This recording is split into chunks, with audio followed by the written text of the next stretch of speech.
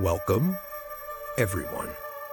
Today, we delve into the abyss of human depravity, a chilling case that still sends shivers down the spines of those who remember it. We're talking about Andrei Chikatilo, a name synonymous with terror, a predator who stalked the Rostov region, leaving a trail of unimaginable horror in his wake. Are you ready to confront the darkness? Because this story isn't for the faint of heart. Imagine a seemingly ordinary man, a neighbor, a colleague, perhaps even a friend. Now imagine that same individual harboring a monstrous secret, a thirst for violence that would claim the lives of over 50 innocent victims, many of them children. How does such a transformation occur?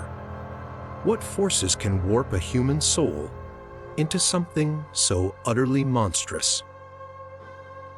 This isn't just a story of brutal murders. It's a journey into the darkest recesses of the human psyche. We'll dissect the chilling details of Chikatilo's crimes, but we'll also go beyond the bloodshed. What made him tick? How did he evade capture for so long, leaving an entire region gripped by fear? What were the missteps that allowed his terror to reign for over a decade? And do you believe that such evil is lurking, hidden among us, even today? Let's uncover that together. Stick with me, because we are about to enter the lair of Rostov Ripper. Are you with me to get to the next parts? Part 2, Jew, the Trail of Terror. Andrei Chikatilo's reign of horror.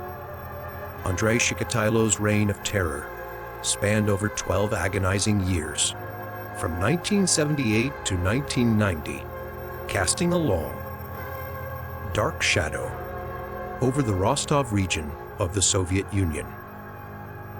He was more than a serial killer. He was the embodiment of brutality, a wolf in sheep's clothing, blending into society while harboring a monstrous appetite for violence, always on the hunt for vulnerable prey. To understand the depths of his depravity, we must retrace his steps, victim by victim, year by year. This is essential to understand the fear that gripped the region for over a decade. The Awakening of the Beast, 1978-1982. The horrific saga began on December 22, 1978, in the small mining city of Shakhty. 9-year-old Yelena Zakotnova, a bright and innocent child, vanished on her way home from school. Her body was discovered days later near the Grushevka River, bearing the horrific marks of a violent sexual assault and multiple stab wounds. This was not just a murder, it was an act of savagery, a brutal introduction to the monster that had been unleashed. The initial investigation was botched, hampered by the limitations of Soviet-era forensics and a flawed justice system eager for quick resolutions. An innocent man, Alexander Kravchenko, who had a previous conviction for a minor offense, was wrongly accused, convicted, and ultimately executed for Yelena's murder. This tragic miscarriage of justice would become a recurring theme, a dark undercurrent to Chikatilo's gruesome spree, highlighting the systemic failures that allowed him to operate with impunity for so many years. Chikatilo's next victim would not surface until 3 years later, in 1981. The silence between these first two murders offers a chilling glimpse into the inner workings of his mind. Was he lying dormant, hunting his methods, or simply biding his time, savoring the memory of his first kill? These are important questions that we will be answering along this journey. This period of seeming inactivity would become part of his modus operandi, a terrifying cycle of violence, followed by periods of apparent normalcy, making him incredibly difficult to track. On September 3rd, 1981, Larisa Kachenko, a 17-year-old student, disappeared. Her body, like Yelena's, was found in a wooded area, mutilated and discarded like trash. The similarities were undeniable, but the connection was not made by investigators at the time. The police, still reeling from the political fallout of the Kravchenko case, were perhaps unwilling to consider the possibility of a serial killer operating in their midst. This was a devastating oversight, a critical error that would cost many more lives. In 1982, Chikatilo's bloodlust intensified. He claimed 4 more victims that year, each murder more brutal than the last.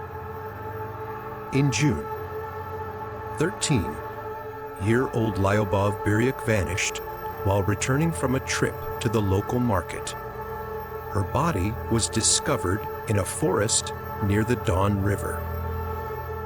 The pattern was becoming horrifyingly clear. Young, vulnerable individuals lured away from familiar surroundings, then subjected to unspeakable violence.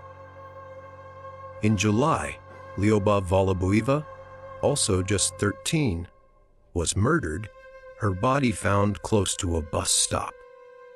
In August, Oleg Pozideev, a young boy, was attacked but miraculously survived, though he could not identify his attacker. Just a few days later, 13-year-old Laura Sarkisian was not so fortunate. Her remains were found in a park, another tragic addition to Chikatilo's growing list of victims. These early murders were characterized by a frenzied brutality, a raw, untamed savagery that suggested an inner turmoil, a desperate need to inflict pain and exert power. Chikatilo was not yet the calculated predator he would later become. He was experimenting, learning, and refining his methods, driven by impulses he likely didn't fully understand himself. These were some of the questions lingering in the air after every murder. Did he have a type, a motive, or was it just a coincidence? The Rostov Ripper emerges, 1983-1984. By 1983, Chikatilo had relocated to Novocherkassk, another city within the Rostov region. This move marked a significant shift in his criminal career. He was becoming more confident, more methodical, and his hunting grounds expanded. The body count continued to rise relentlessly, and the region was slowly awakening to the terrifying reality that a serial killer was operating in their midst. It was like a ghost was living among the citizens, and each one of them could be the next victim. In June of 1983, the body of 19-year-old Anna Lemesheva was discovered near an aviation factory. She had been sexually assaulted and strangled. The following month, an unidentified boy, estimated to be between 9 and 13 years old, was found near a railway line. The brutality of the attack was shocking even to seasoned investigators. The summer of 1983 was marked by a growing sense of dread. The murders were becoming more frequent. The victims were getting younger, and the police seemed powerless to stop the invisible killer. In August, 11-year-old Olga Stolmachnok became another victim. Her body was found in a vineyard, a location that would become another hallmark of Chikatilo's crimes. Vineyards, forests, and areas near transportation, hubs offered him seclusion and easy escape routes. They were his chosen hunting grounds, places where he could indulge his darkest desires without fear of interruption. How can someone even think about committing such crimes? The year 1984 would prove to be Chikatilo's most prolific and terrifying year. He claimed a staggering 15 victims, each murder a testament to his escalating depravity. The Rostov Ripper, as the press had begun to call him, was now operating with a chilling efficiency, his methods honed to a terrifying precision. This was the year he earned his nickname. In January, the body of an unidentified woman was found near a bus stop in Rostov. In February, 17-year-old Natalia Shalapina disappeared after leaving a concert. Her body was discovered weeks later in a wooded area outside the city. In March, another unidentified male victim was found. Then, in April, 15-year-old Dmitry Tashnikov vanished from his home. His body, like so many others, was found near a railway line. These are just numbers to him, but these are real people with families, friends, a future. The pace of the killings continued unabated throughout the spring and summer of 1984. Each new discovery brought fresh waves of terror and outrage. The police, under immense pressure to solve the case, launched Operation Lesopolosa. Forest Strip, one of the largest manhunts in Soviet history. Thousands of officers were deployed to patrol wooded areas, railway lines, and bus stations, the very places where Chikatilo found his victims. Yet, despite their efforts, he continued to slip through their grasp, a phantom haunting the Rostov region.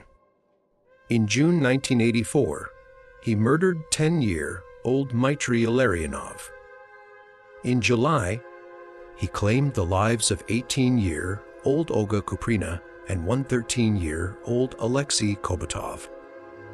In August, the body of 19-year-old Sergei Markov was discovered. Each of these deaths carried the distinctive signature of the Rostov Ripper: sexual assault, mutilation, and a callous disregard for human life. This was no longer just murder. It was a systematic extermination, a calculated campaign of terror. But why? What is the purpose behind all of this? One of the most disturbing aspects of Chikatilo's crimes during this period was his increasing boldness. He began to take greater risks, attacking his victims in more public places, even during daylight hours. This suggests a growing sense of invincibility, a belief that he was untouchable. It's a miracle how he managed to escape all this time. He was either extremely lucky or extremely smart. In September 1984, Chikatilo was briefly detained by police during a routine document check at a bus station. He was carrying a suitcase containing a knife, rope, and vase line, items that would later be recognized as part of his murder kit. However, due to a combination of bureaucratic errors and the limitations of forensic science at the time, he was released. This was a critical turning point, a moment where the monster could have been stopped, but wasn't. It is frustrating how one small mistake can lead to so much destruction. The missed opportunity to apprehend Chikatilo in 1984 had devastating consequences. He would go on to claim at least 30 more lives over the next 6 years. This failure to connect the dots, to recognize the pattern, would haunt investigators for years to come. This also fueled his ego, making him think that he is indeed untouchable. The hunt intensifies 1985-1990. At the years between 1985 and 1990 were marked by a frustrating cycle of near misses and escalating violence. The police, under increasing public and political pressure, redoubled their efforts to catch the Rostov Ripper. Yet, Chikatilo remained elusive, a ghost in the machine, always one step ahead of his pursuers. He was like a character from a horror movie, always escaping death. Despite the intense scrutiny, Chikatilo continued to kill, though the frequency of his attacks decreased slightly. This may have been due to increased police presence. Or perhaps he was simply becoming more cautious, more selective in his choice of victims. Or maybe he was getting tired of it and only did it when he felt the urge. In 1985, he claimed 5 victims. In 1986, there were only 2 confirmed murders. In 1987, the number rose again to 5, followed by 4 in 1988, 6 in 1989, and 6 in 1990. These were not just statistics.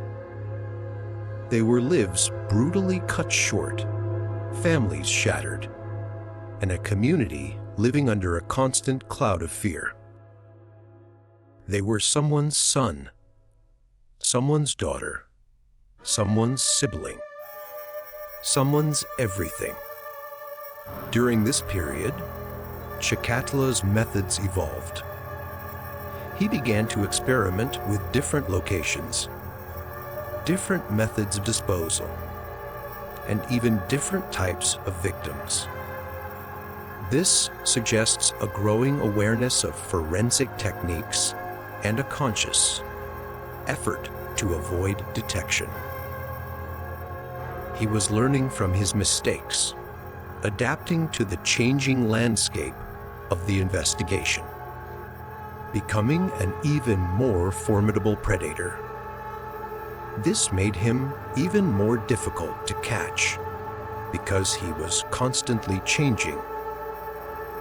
One of the most significant developments during this phase was the involvement of Viktor Barakov, a dedicated and insightful investigator who recognized the shortcomings of the initial investigation and pushed for a more scientific approach. He was the only one who realized that they were doing it all wrong. Burakov's insistence on psychological profiling, a relatively new concept in Soviet criminology, would eventually prove crucial in understanding and apprehending Chikatilo. Burakov's team meticulously re-examined old case files, looking for connections that had been missed, patterns that had been overlooked. They began to build a comprehensive profile of the killer, not just his methods, but his likely background, his personality traits, and even his possible motivations. This was a groundbreaking approach in Soviet law enforcement, and it marked a turning point in the investigation. It was the first time they looked at him as a person and not just a monster. Despite these advancements, Chikatilo remained at large, a chilling testament to his cunning and the limitations of the system tasked with capturing him. The investigation was further hampered by bureaucratic infighting, a reluctance to share information between different agencies, and a persistent belief among some officials that such crimes were a product of decadent Western societies and could not occur in the Soviet Union. This was also due to the fact that such crimes were unprecedented in the region. The Final Act 1990. By 1990, the investigation had reached a critical juncture. Burakov's team, armed with their psychological profile and a growing body of evidence, were closing in on their target. They had narrowed down their list of suspects to a handful of individuals, and among them was Andrei Chikatilo. It was only a matter of time. On November 6, 1990, 16-year-old Svetlana Korostik became Chikatilo's final victim. Her body was found near a railway station in Shakhty, the same city where his reign of terror had begun 12 years earlier. This final act of brutality would also be his undoing. The details surrounding this case were different, and it was what ultimately led to him. Chikatilo was observed behaving suspiciously near the scene of the crime and was brought in for questioning. This time, there would be no mistakes, no oversights. Confronted with the mounting evidence against him, including blood type analysis, a relatively new technique at the time that linked him to several of the murders, Chikatilo finally confessed. Finally, it was over. His confession was a chilling account of depravity, a detailed recitation of decades of violence. He described his crimes with a disturbing detachment, as if he were recounting events that had happened to someone else. He spoke of his inability to control his urges, his twisted motivations, and the dark satisfaction he derived from inflicting pain. It is hard to believe that someone can derive pleasure from such horrific acts. Conclusion: the trail of terror left by Andrei Chikatilo is a haunting reminder of the capacity for evil that resides within humanity. His crimes, spanning over a decade, exposed the vulnerabilities of a society in transition, the limitations of law enforcement, and the enduring power of fear. But within this darkness, there are also glimmers of hope. The dedication of investigators like Viktor Burakov, the resilience of the human spirit, and the unwavering pursuit of justice. In the next part, we will delve into the trial and conviction of Andrei Chikatilo, exploring the legal and psychological dimensions of this landmark case. We will examine the impact of his crimes on Soviet and post-Soviet society, and we will grapple with the enduring questions that continue to surround this chilling chapter in criminal history. The questions that remain unanswered to this day. What do you think? What could have been the factors that drove him to commit such crimes? What could have been done differently to prevent so much pain and suffering? We will explore all of this in the next parts. Part 3G. The capture and trial of Andrei Chikatilo. Justice served. The capture and trial of Andrei Chikatilo represent a pivotal moment in Soviet and post-Soviet legal history. It was a long and arduous process, fraught with challenges, setbacks, and a deeply ingrained resistance to acknowledging the very existence of a serial killer within a supposedly utopian society. This chapter will delve into the intricate details of the investigation, the painstaking efforts to bring Chikatilo to justice, and the landmark trial that finally held him accountable for his horrific crimes. The Walls Close Inti, 1985-1990, as detailed in Part 2. The years leading up to Chikatilo's capture were marked by a frustrating cycle of near misses and escalating violence.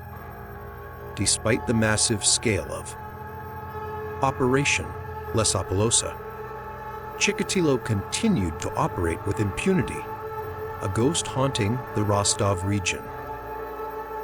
However, the seeds of his downfall had already been sown. A combination of factors, including improved investigative techniques, a growing understanding of criminal psychology, and sheer persistence, gradually began to close the net around elusive killer. Viktor Burakov, a name that deserves to be etched in the annals of criminal investigation, played a crucial role during this period. He was a man ahead of his time, a visionary investigator who recognized the limitations of traditional Soviet policing methods and championed a more scientific, analytical approach. Burakov understood that catching this killer required more than brute force. It required understanding his mind, his motivations, and his patterns.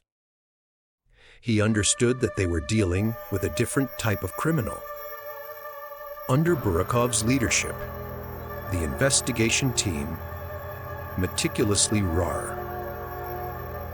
examined thousands of case files, searching for connections, however tenuous, that might have been overlooked in the past. They began to piece together a more comprehensive picture of the killer, not just his gruesome methods, but also his likely psychological profile.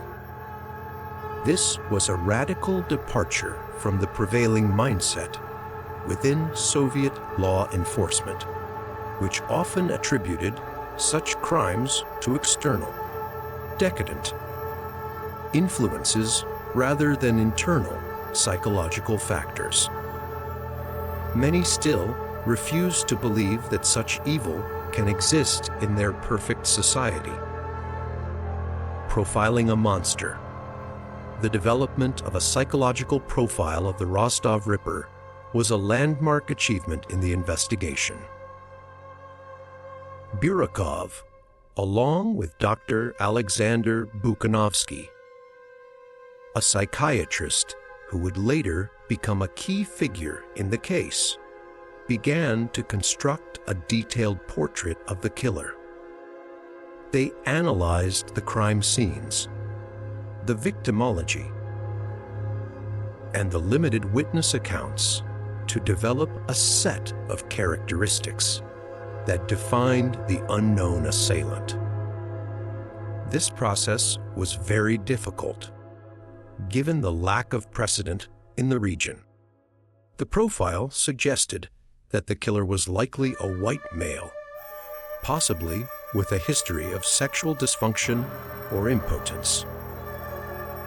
He was likely meticulous, organized, and possessed a degree of intelligence that allowed him to evade capture for so long. He was also likely someone who could blend into society, someone who wouldn't arouse suspicion, someone seemingly ordinary. This profile, though rudimentary by today's standards, was revolutionary in the context of Soviet criminology. It provided investigators with a powerful new tool, a framework for understanding and ultimately identifying their target. Tightening the net armed with this profile, Burakov's team began to narrow down their list of suspects. They focused on individuals who fit the profile and who had access to the areas where the murders had taken place. This involved painstakingly cross-referencing thousands of records, including employment records, military service records, and even library records, in an attempt to identify individuals who might have crossed paths with the victims or who exhibited suspicious behavior. It was a slow, tedious process, but it was gradually yielding results. Each clue led to another, creating a chain. In 1990, a crucial breakthrough occurred. Investigators discovered that several of the victims had been seen near bus or train stations shortly before their disappearance. This reinforced the theory that the killer was using public transportation to travel to and from his hunting grounds, likely carrying his murder kit with him. This seemingly small detail provided a crucial link between several of the cases and helped to further refine the profile of the killer. They were getting very close. The final encounter, the final act in the hunt for Andrei Chikatilo, began on November 6, 1990, with the discovery of Svetlana Korostik's body near a railway station in Shakhty. This murder, tragically similar to his first confirmed kill 12 years earlier, would ultimately be his undoing. The similarities were uncanny. This time, however, things were different. Witnesses reported seeing a man behaving suspiciously near the scene of the crime, a man who fit the profile that Burakov's team had painstakingly developed. This man was Andrei Chikatilo. He was observed with blood on his face and clothes, and he was acting erratically, nervously. Chikatilo was brought in for questioning, and this time there would be no mistakes.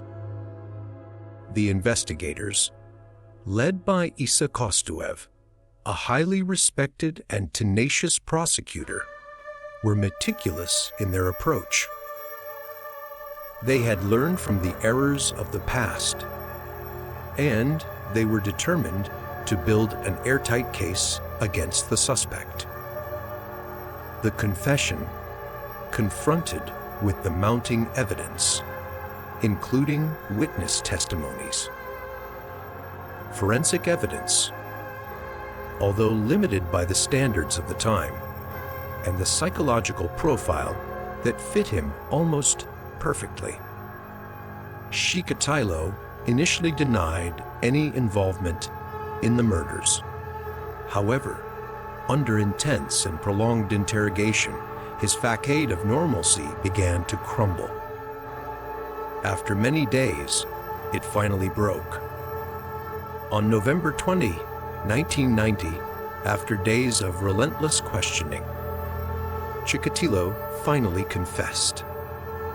He admitted to the murders, providing chilling details that only the killer could have known. His confession was a watershed moment, a horrifying glimpse into the mind of a monster. He described his crimes with a disturbing calmness, almost a sense of pride. He was not remorseful at all. Chikatilo's confession was not a sudden outburst of remorse. It was a calculated decision, a strategic move by a man who, despite his depravity, retained a degree of cunning. He believed that by confessing, he could potentially avoid the death penalty, which was still on the books in the Soviet Union at the time. He likely also reveled in the attention, in finally being recognized for his achievements. He wanted the world to know who he was. The trial of Andrei Chikatilo, held in Rostov-on-Don in April 1992, was a media sensation, attracting international attention.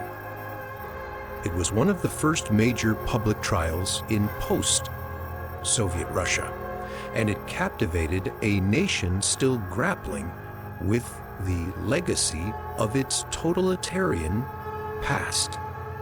The world was watching. The courtroom was packed with journalists, victims' families, and curious onlookers, all eager to catch a glimpse of the man who had terrorized the region for over a decade. Chikatilo, seated in a metal cage, no. Common practice in Russian courts, appeared strangely calm, even detached throughout the proceedings. He was like an animal in a zoo. The prosecution, led by Isa Kostuv, meticulously presented the evidence against Chikatilo, piece by agonizing piece. They called witnesses who testified to his suspicious behavior, forensic experts who linked him to the crime scenes, and psychiatrists who explained his likely motivations. But the most damning evidence came from Chikatilo himself, in the form of his detailed confession.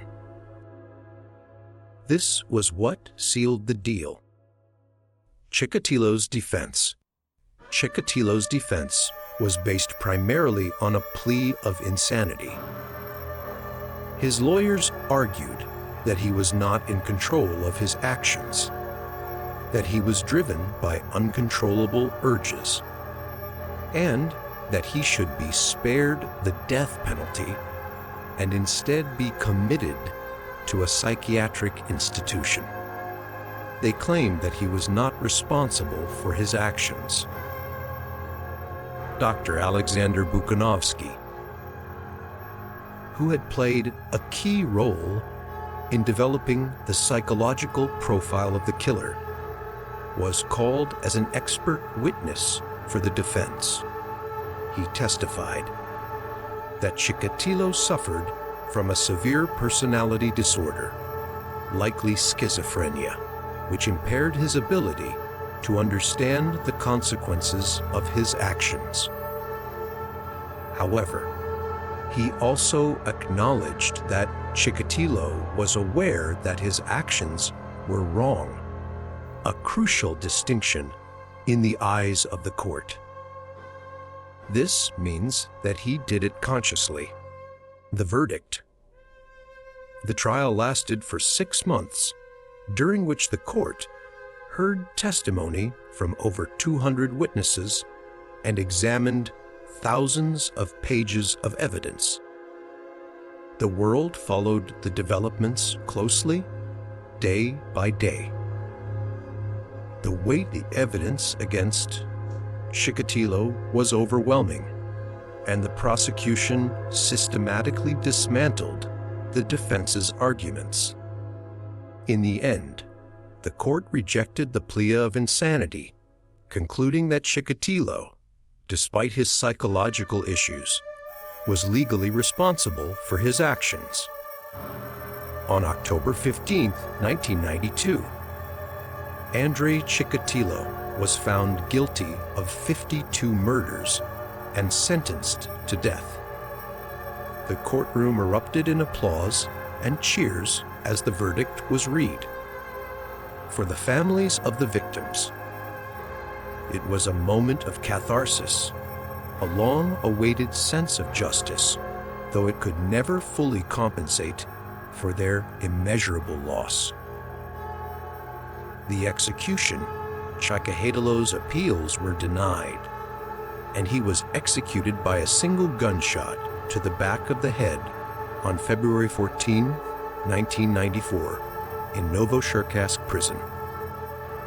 His death marked the end of a dark chapter in Russian history, but the scars left by his reign of terror would continue to linger for many years to come.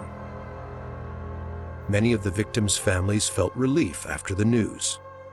The aftermath, the Chikatilo case, had a profound impact on Soviet and post-Soviet society. It exposed the limitations of the Soviet legal system, the dangers of ideological dogma in law enforcement, and the devastating consequences of ignoring or downplaying the existence of violent crime. The case also highlighted the importance of psychological profiling and forensic science in solving complex criminal cases. This case changed a lot of things in the region. The case spurred significant reforms in Russian law enforcement, including the establishment of specialized dedicated to investigating serial crimes, and the adoption of more advanced investigative techniques. It also led to a greater awareness of the psychological factors that contribute to violent crime, and a greater willingness to address these issues openly. Conclusion: the capture and trial of Andrei Chikatilo was a watershed moment, a turning point in the history of Russian criminal justice. It was a victory for the rule of law, a testament to the persistence of investigators like Viktor Burakov and Issa Kostov, and a tribute to the resilience of the human spirit in the face of unimaginable horror. In the next and final part, we will delve into the psychological analysis of Andrei Chikatilo, exploring the complex interplay of factors that may have contributed to his monstrous transformation. We will examine the legacy of his crimes, the impact on the victims' families, and the enduring questions that continue to surround this chilling case. We will also discuss the broader implications of the Chikatilo case for our understanding of serial killers, criminal justice, and the dark side of human nature. What are your thoughts? Did the punishment fit the crime? Do you have any other observations that we can discuss further? Let me know in the comments. Part 4G, Dissecting the Darkness, a psychological analysis of Andrei Chikatilo. Andrei Chikatilo's crimes were not merely acts of violence. They were the horrifying manifestations of a deeply disturbed psyche, a twisted labyrinth of repressed desires, unresolved conflicts, and a profound disconnect from reality. To understand the man behind the monster, we must delve into the depths of his psychological makeup, exploring the complex interplay of factors that shaped his monstrous transformation. This is not to excuse his actions, but to attempt to comprehend the forces that drove him to commit such unspeakable atrocities. This is important so that we may try to prevent this from happening again. Early trauma and the seeds of dysfunction. Chikatilo's childhood, as pieced together from his own accounts and the testimonies of family members, was far from idyllic. Born in 1936 in rural Ukraine, a period of widespread famine and political upheaval, he was exposed to hardship and deprivation from a very young age. This was not uncommon for that generation. He was a product of his time, which was filled with tragedy and uncertainty. One event, in particular, seems to have had a profound impact on his psychological development. The disappearance of his younger brother, Stepan, during the Holodomor. The man made famine that ravaged Ukraine in the early 1930s, while the exact circumstances surrounding Stepan's disappearance remain unclear. It is widely believed that he was a victim of cannibalism, a horrific but not uncommon practice during that desperate time. The Holodomor was a very dark chapter of the region's history. Chikatilo later claimed that he was haunted by the image of his brother being abducted and eaten, and that this trauma played a significant and role in shaping his later sexual deviancy.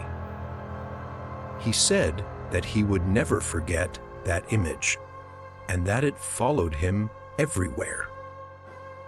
While it is impossible to verify the veracity of these claims, the recurring theme of cannibalism in his fantasies and crimes suggests a deep-seated psychological connection to this early trauma. Perhaps this is what started his fascination with such acts. Beyond the trauma of the famine, Chikatilo's upbringing was also marked by a strained relationship with his parents, particularly his father, who was reportedly a distant and authoritarian figure. His mother, on the other hand, was described as overprotective and emotionally unstable.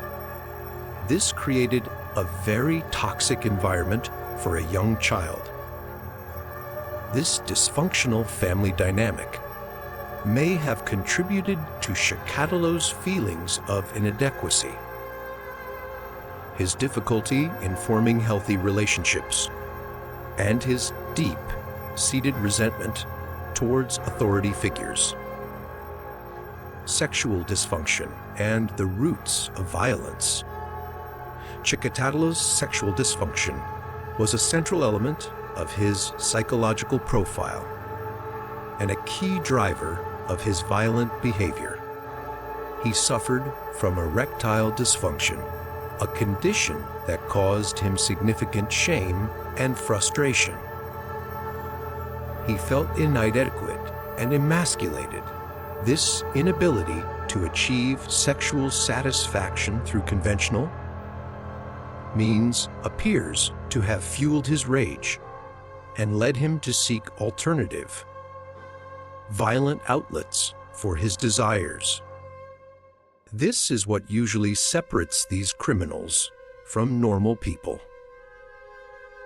His crimes were often characterized by a frenzied, almost desperate attempt to achieve sexual gratification through mutilation and dismemberment.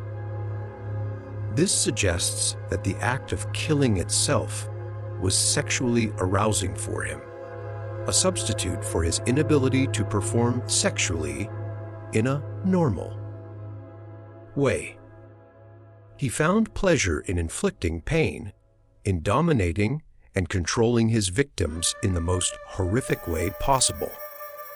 Dr. Alexander Buchanovsky, the psychiatrist who extensively interviewed Chikatilo after his arrest, concluded that he suffered from a rare and severe form of sexual sadism, a paraphilia characterized by the derivation of sexual pleasure from inflicting pain and suffering on others.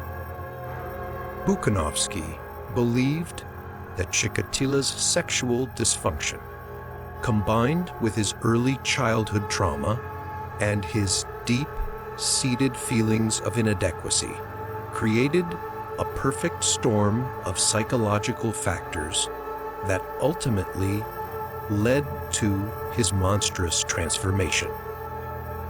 This is a very rare and dangerous combination. The role of fantasy and dissociation, Chikatilo's crimes were not simply impulsive acts of violence. They were carefully planned and executed, often preceded by elaborate fantasies. He would spend hours, even days, imagining his attacks, meticulously planning each detail, from the selection of his victims to the method of disposal. These fantasies provided him with a sense of control and power that he lacked in his everyday life. This is how he gained pleasure. During the actual murders, Chikatilo appears to have entered a dissociative state, a mental state in which he detached himself from the reality of his actions. He described feeling as if he were watching himself from a distance, as if the murders were being committed by someone else. This allowed him to compartmentalize his crimes, to separate the monstrous acts from his self-image as an ordinary, even unremarkable individual. This is a common trait in serial killers, this ability to dissociate, to separate his actions from his conscious awareness, allowed Chikatilo to maintain a facade of normalcy for so long. He was able to function as a husband, a father, and a seemingly productive member of society, all while harboring a dark, secret life filled with unimaginable horror. He had two separate lives that never crossed: the incel archetype and the hatred of women. While Chikatilo's victims included both males and females, a significant number of his victims were young women, particularly those who engaged in prostitution or were perceived as sexually promiscuous. This suggests a deep-seated misogyny, a hatred of women that may have stemmed from his own sexual frustrations and his perceived rejection by women throughout his life.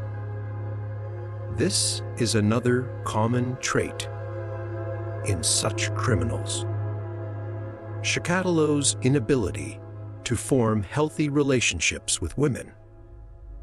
combined with his distorted perceptions of female sexuality, likely fueled his rage and led him to target women as an outlet for his violent impulses. He saw them as objects to be used, abused, and discarded, rather than as human beings with their own thoughts, feelings, and desires. He viewed them as less than human. In many ways, Chikatilo embodies the modern concept of the yinsel, involuntary celibate, a subculture of men who express extreme resentment and hostility towards women due to their perceived inability to attract sexual partners. While the term yinsel did not exist during Chikatilo's time, his psychological profile shares many similarities with this contemporary phenomenon. This shows that such a mindset has existed for a long time. Nature vis nurture, a complex interplay. The question of whether Chikatilo was born a monster or created by his environment is a complex one, and one that has been debated by experts for many years. The answer, as is often the case with such complex questions, likely lies somewhere in between. It is never black and white. There is no evidence to suggest that Chikatilo was born with a predisposition to violence. However, his early childhood trauma, his dysfunctional family environment, and his struggles with sexual dysfunction undoubtedly played a significant role in shaping his psychological development and ultimately contributed to his descent into darkness. These events created the perfect circumstances. It is also important to consider the broader social and political context in which Chikatilo's crimes took place. The Soviet Union, particularly during the Stalinist era, was a society characterized by repression, secrecy, and a pervasive culture of fear.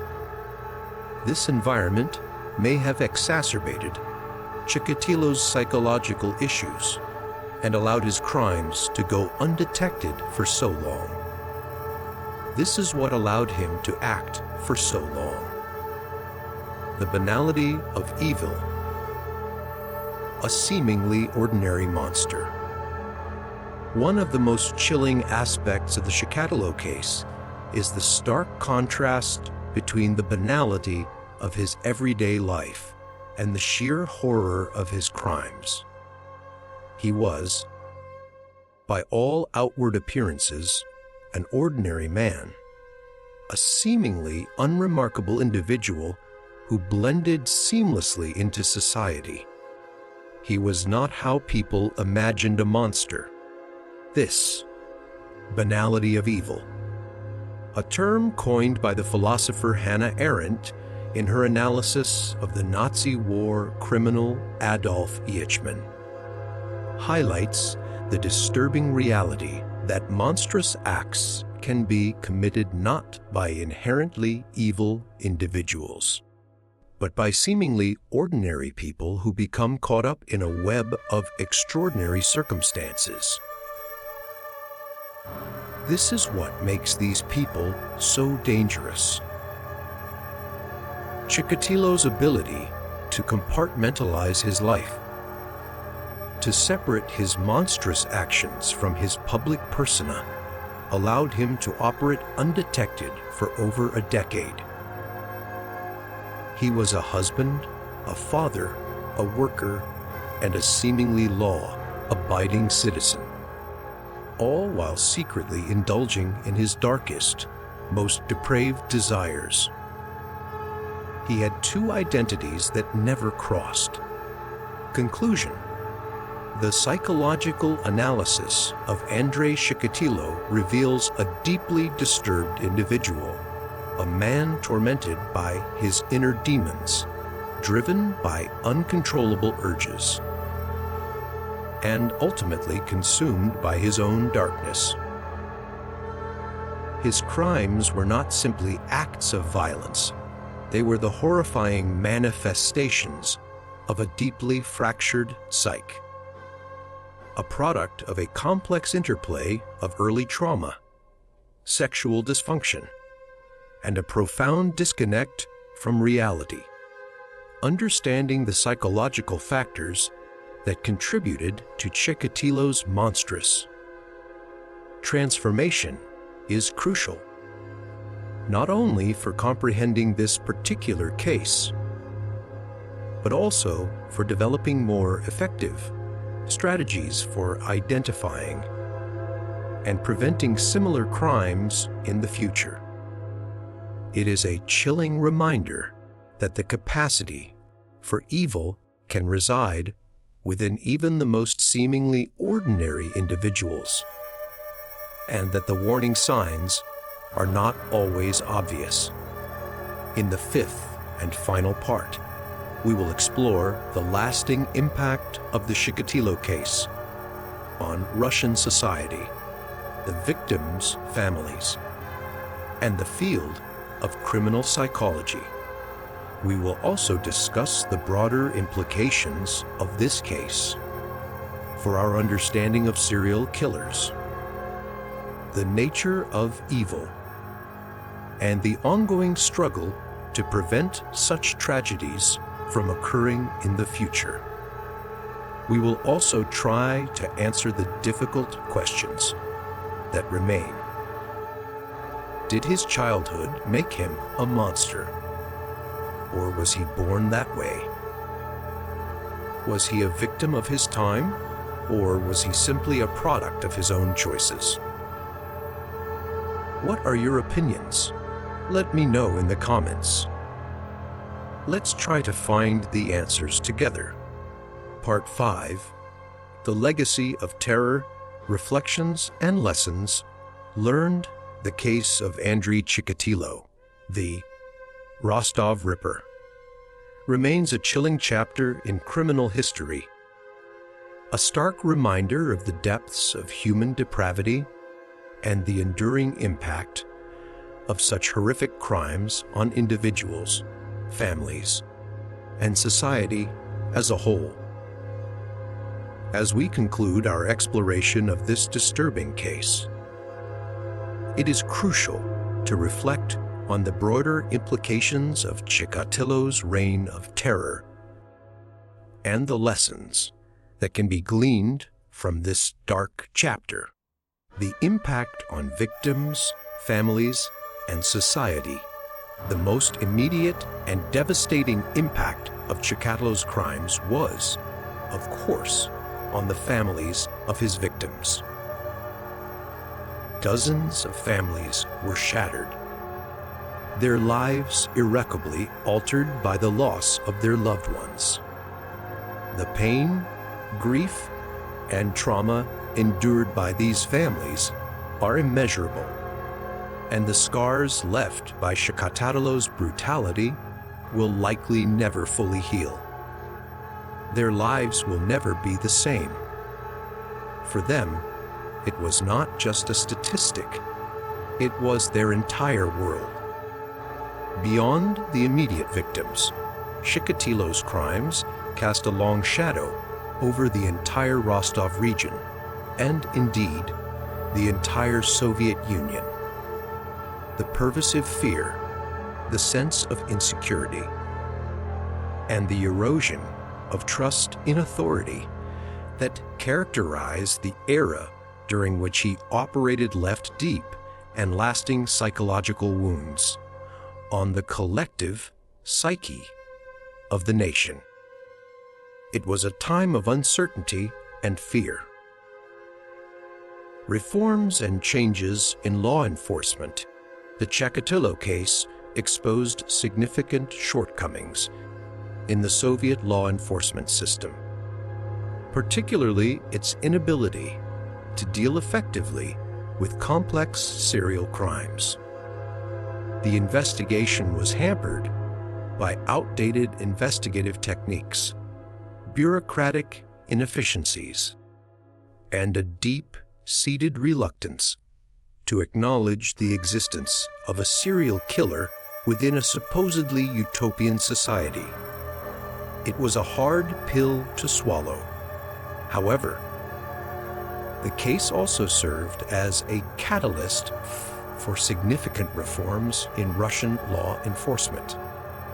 It led to the establishment of specialized units dedicated to investigating serial crimes, the adoption of more advanced forensic techniques, including DNA analysis, and a greater emphasis on psychological profiling. The case marked a turning point in the way such crimes were investigated in Russia. The enduring questions, despite the extensive investigation, the trial, and Chikatilo's eventual execution. Many questions surrounding the case remain unanswered. These questions continue to haunt investigators, psychologists, and true crime enthusiasts alike. What could have been done differently to catch him sooner? Could more lives have been saved? One of the most enduring questions is the extent to which Chikatilo's early childhood trauma, particularly the alleged disappearance of his brother during the Holodomor, contributed to his later psychological deviancy. While it is impossible to establish a direct causal link, the recurring theme of cannibalism in his fantasies and crimes suggests a deep-seated psychological connection to this early trauma. Another lingering question is the role of the broader social and political context in which Chikatilo's crimes took place. Did the repressive nature of the Soviet regime, with its emphasis on secrecy and its reluctance to acknowledge social problems, create an environment that allowed Chikatilo to operate with impunity for so long? Did it contribute to his crimes in any way? The importance of vigilance. The Chikatilo case serves as a chilling reminder of the importance of vigilance, both on an individual and a societal level.